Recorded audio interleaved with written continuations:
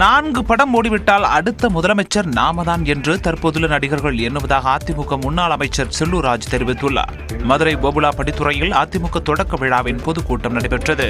முன்னாள் அமைச்சர் செல்லூர் ராஜு, நடிகை காயத்ரி ரகுராம் உள்ளிட்டோர் பங்கேற்றனர். நிகழ்ச்சியில் பேசிய செல்லூர் ராஜு, எல்லோரும் தாங்கள்தான் முதலமைச்சர் என்ற எண்ணத்தில் கட்சி தொடங்குவதாக கூறினார்.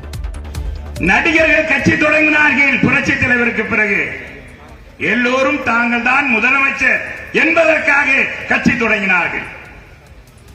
4 படம் ஓடிட்டாலே நான் தான் அடுத்த முதல்வர் என்று பறைசாற்றுகின்ற இந்த காலத்தில்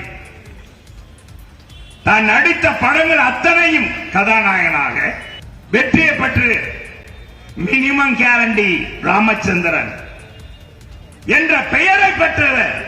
இதனிடையே திண்டுக்கல்லில் நடைபெற்ற அதிமுக கள ஆய்வு கூட்டத்தில் பேசிய முன்னாள் அமைச்சர் தங்கமணி, இளைஞர்களுக்கு கட்சி பொறுப்பில் முக்கியத்துவம் கொடுக்க வேண்டும் என தெரிவித்தார்.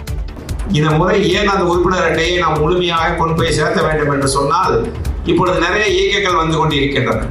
இந்த காலகட்டத்தில் நம்மளுடைய உறுப்பினர் அட்டை செல்லாமல் விட்டால் நம்ம இயக்கத்தின் மேல் ஒரு பற்று குறைந்துவிடும். 2026ஆம் ஆண்டு தேர்தலில் ஒவ்வொரு வாக்கு முக்கியம் என்று கூறினார்.